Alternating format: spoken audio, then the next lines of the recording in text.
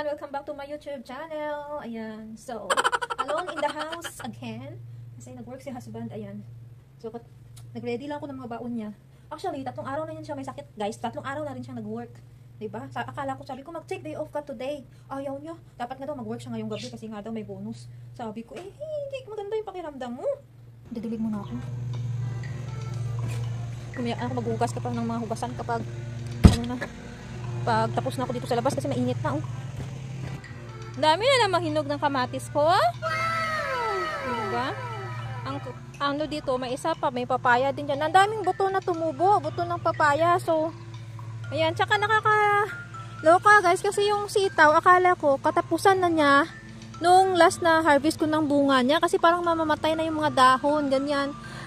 Nangyari, nag-produce na naman siya ng mga bagong galamay. Ayan, tingnan mo yan, bagong vine.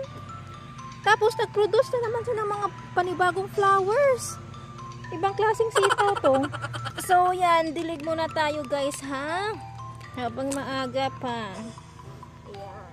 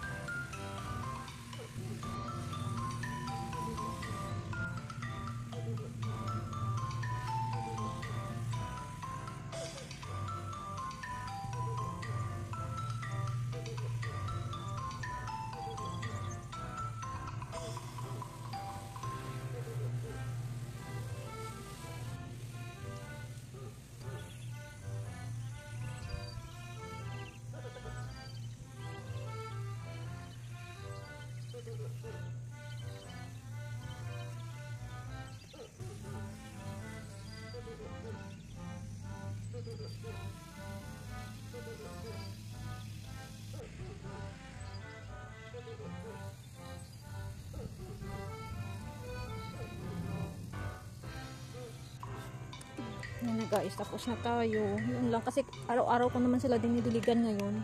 So, ito mga pang lang, shower lang sa mga malunggay. Binawasan ko na ng dahon yung kahapon kaya ganyan yung mga yan, mukhang mga kalbo. Kung nagkalbo-kalbo na sila. Dito, oh, ang dami na naman tumubo, guys, na na buto ng papaya, oh. Dati hirap na hirap ako kasi yung hindi pala lahat ng mga binibenta sa online sa Amazon talagang tumutubo, may mga buto din talagang hindi. So i-off muna natin yung faucet. Ayan, kakatapos lang nila mag-mow kahapon kaya pretty na naman yung field namin.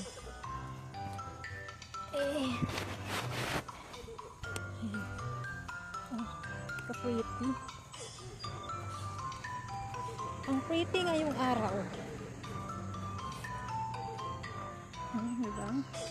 Kaya gusto ko dito sa ilalim ng pine tree, sabi ko kay husband, lagyan sana namin ng table dyan, oh. Tapos upuan. Kaya lang sabi niya yung sap daw ng pine tree, yung dagta. Ano daw yan? Magmamark sa upuan sa table. So, wala na. Papasok ko na to sa loob, guys.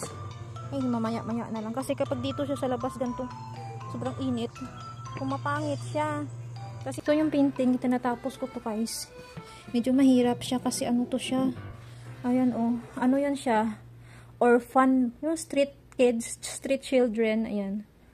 Hindi ko pa natatapos. Ayan ko lang. Gusto ko lang siya i-paint kasi parang it reminds me of my childhood. Kita mo yan.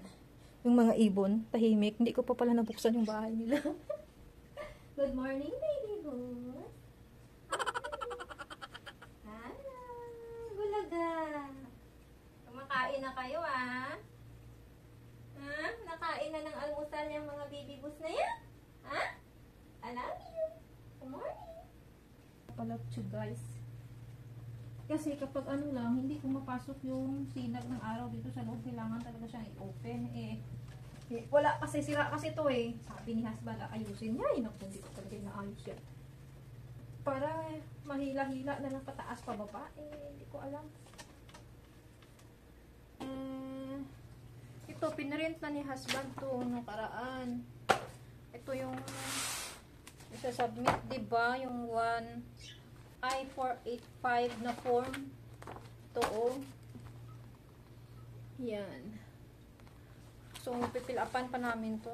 Ang haba-haba ng pilapan. Diyos ko, naalala ko tuloy yung nung nagpa-process pa lang papunta din. Diyos ko, Lord! Sobrang daming pinilapan. Wala naman masyadong fill-upan actually. Kunti lang yung fill-upan pala. Oh, wala pa sa kalahati. Ayan. So, titingnan ko yung ID. Ito yung nung nasa airport ako dati, dala-dala ko to papunta dito eh. Lahat ng papeles nandito, pati kay husband.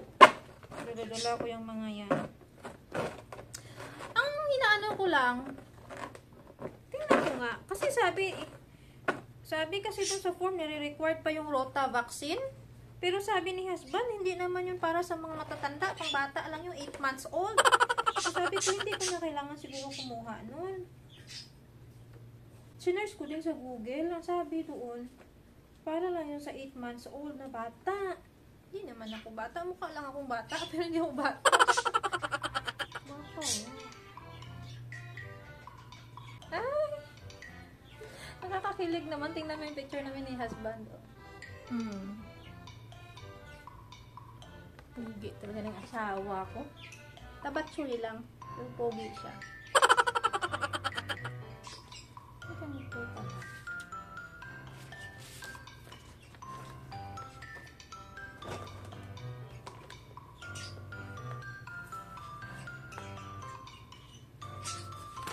Naman ganito kami.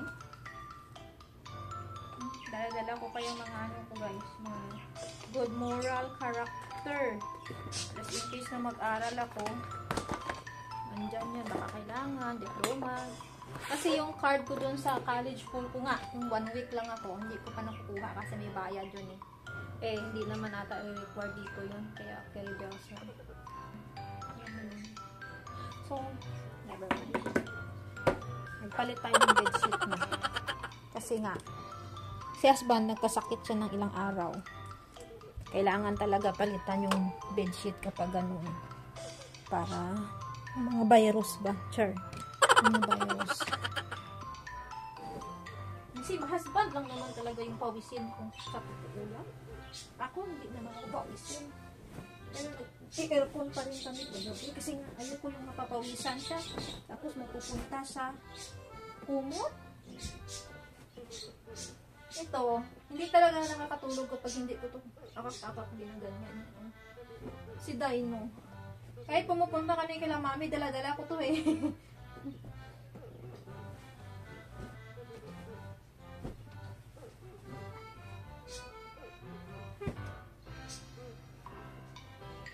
Yung unan ko mabango pa. Pero yung unan niya, hindi na.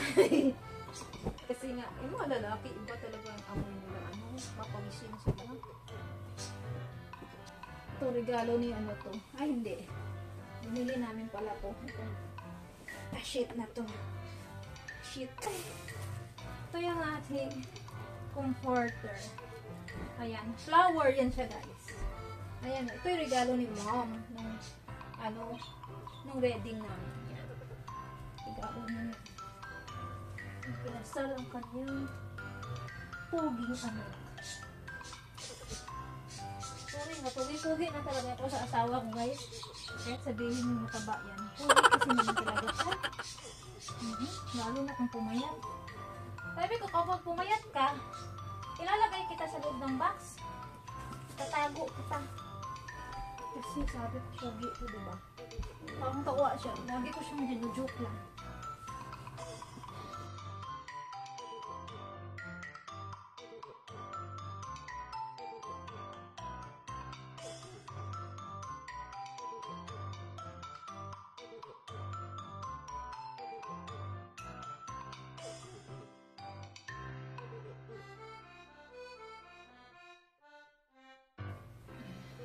Nilalagyan ko pa to ng extra cover kasi kapag hindi ko nilagyan, yung pawis niya nanunuot dito sa unan na to. I-ano ko na to eh, labhan na namin to. Yung nilalagyan ko pa ng extra cover bago natin lagyan ng pinaka-cover. Kahit sabihin natin pa guys na mag-retire siya someday at siya nasa bahay, iba kasi ang lalaki, iba ang babae sa loob ng bahay. Kaya dapat talagang babae, no? Kaya nga housewife, wala ng house husband. Tayo na. Dini ka sa gitna. Hindaan ka. Ganyan. Tapos itong mga ating mga marurumi. Ay. Ilagay dini sa dito ko ilagay sa dini. Ayan. Dito ko lang ilagay. Balik natin dini para labahan yan pag napalungri. Ayan na. Guys, okay na ang aming bedsheet. Okay na ang aming higaan. Carry bells. Lagay natin dun sa storage room kasi doon ko yan nilalagay kasi kapag dito sa labas masyadong malaki, bulky.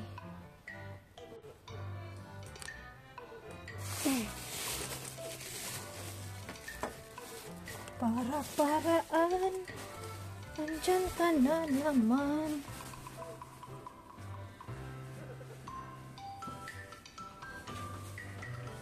Kalimutan ko guys, lagyan ko pala ng ano yan, ng pabango itong aming bed.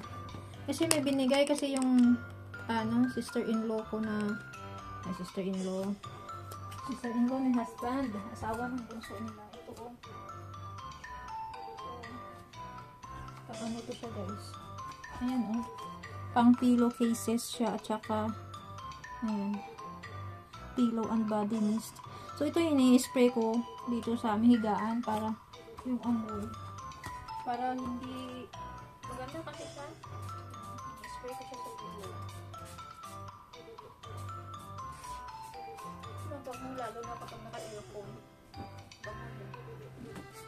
Hindi agad-agad nababaho yung pillow. Ano lang si husband pawisin.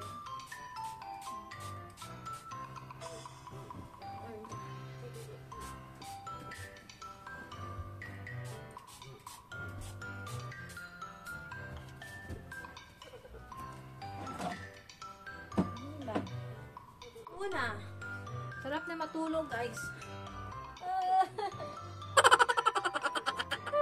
Hirap maging Disney princess. Gawain ang Disney princess ganito. Modern Disney princess. Ganun din naman dati yung mga Disney princess sa fairy tale. Oh my god. Ang bango ng higaan.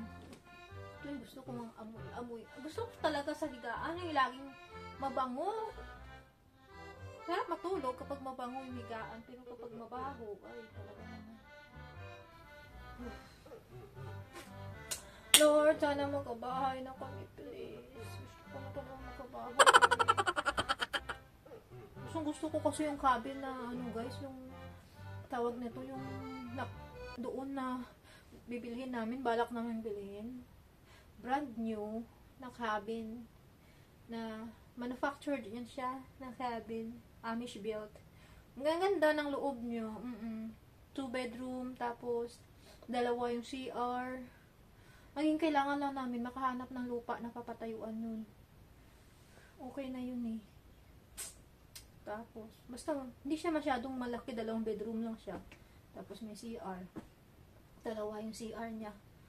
Ayan. Okay na sa amin yun. Mga ganun. Ayoko na masyadong malaking bahay kasi mahirap maglinis. Pero next year talaga guys, marami na talaga akong tatanim as in. Baka halos kompleto na kasi meron akong papaya dyan eh. Diba? Ayun yung gusto namin ni husband guys. Totoo lang, God willing na tawag nito kapag kami nagkabahay. Kaya niya alam niya kung bakit gusto niya yung at least 5 acres na lupain na papatayuan ng bahay. 3 acres lang, no? Kasi nga, gusto niya alaga kami ng manok, para hindi na kami bibili ng itlog, mag-alaga ng para hindi na kami bibili ng karangin ng manok, ganyan. Tapos, magtatanim kami ng maraming gulay, mag-greenhouse kami. Diba? Hindi na kami, mag-grocery na lang siguro kami, yung mga kailanganin na lang, yung mga sabon, mga ganyan. Na, diba? Malaking tulong yun, malaking tipid yun, guys. Yun yung gusto niya. Kaya, naintindihan ko naman yung point niya. Kasi ako gusto ko kuha agad ng bahay ngayon. Kahit may konti lang yung space sa labas. Ayaw niya. Kasi daw, mag-invest ka lang naman. Doon ka na mag-invest ka na ng mas mapakinabangan. Sabi niya. Yung sulit daw. Saka, sabi niya, tumatagal ng tumatagal, nagiging mahal ang mga lupain. Ganyan. Naintindihan ko naman yung point niya.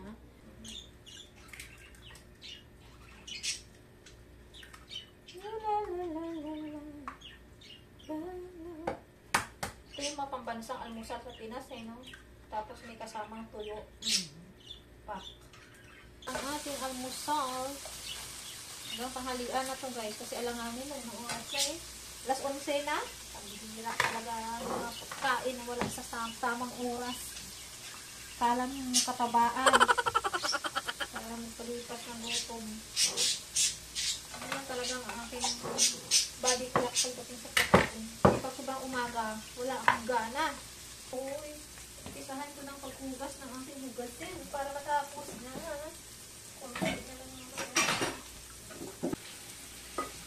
Ano kaya patanggal dito guys, no? Doon sa itim ng point ng lutuan? Alam ba kayo? Share nyo naman guys. Thank you. Kasi parang ayaw niya matanggal na. Para naman kumitag-kinitag ito. Nakakaliit naman pag may bisita. Kasi dito lutuan naman. 3 na yung aming sangkalan din sa bahay. Kasi bumili ako ng isa pa. Yung nakaraang araw. Pabili ako kay husband. Kahoy siya. Ito kasi kawayan. Yan. Diba? Wala nga lang sabitan. Saan mo ngayon sasabit to? Dapat may sabitan to din no? Ano maganda? Ayan o. Pero parang, sabi ko parang pang alam mo yung ginagamit natin panlabas sa ilo. Takang tawag mo sa amin papalo mo sa damit para mawala yung mga mula at dumi. Pwede din siyang pangkuskusan guys. Uy, init. Ayan na, okay na. So, okay na ating almusal. Pipilan ko ngayon nanay ko ng vacuum. Para hindi na mahirapan mag-vacuum dun sa balahibo ng rabbit ko sa loob ng bahay. Ayan. Masaya rin talagang buhay housewife, guys. Masaya ang buhay may asawa basta nagkakasundo kayo at mabait yung asawa mo. Walang problema. Alam mo dati, bago ako mag-asawa, ni-program ko na yung mind ko na ang pag-aasawa ay hindi biro. Parang nilagay ko na sa isip ko yun, tinatak ko na ang pag-aasawa ay hindi fairy tale at hindi lang siya easy-easy. Saka nung nag-asawa ko, sabi ko kay Lord, sabi ko sa sarili ko, pag ako man mag-asawa, kung ano ang mangyari sa akin sa marriage life ko, hindi ko uobligahin yung pamilya ko na tawag nito, na madadamay sa problema namin mag-asawa. Kung mag-aaway kami, walang makakaalam na mag-aaway kami. Wala. Ewan po ba, gano'n lang may kasi ayaw ko magbigay ng stress sa nanay ko guys. Totoo lang, ayaw kong bigyan ng stress sa nanay ko. Ayaw kong magawa, may problema na kami ng mag-asawa. Kung mag-asawa, hindi na siya magkakaalam. Ayaw ko siyang bigyan ng stress. Kasi ano yun I'm old enough to handle it. Kasi nga, pinasok mo yan di, dapat alam mo rin kung paano mo resolbahin. Parang ganun ba? Hindi yan trabaho ng nanay mo. Yung responsibility na meron ka, huwag mo ipasa sa nanay mo. Parang ganun. Tinanong ko na yun sa isip ko noon ko. Hindi naman siguro kayabangan tawag doon. Ay, gusto ko na naging responsible sa sarili ko ba? Sarili mong decision. You should be responsible with it. Sa kung ano man yung resulta niya. Naging responsible ka. Ang problema kasi sa tao minsan, kapag may problema, alam mo yun, mataas yung pride. May problema na nga, gagawa pa siya ng desisyon na hindi sinasangguni sa Lord. Tapos, yung desisyon na yun, it will create another problem.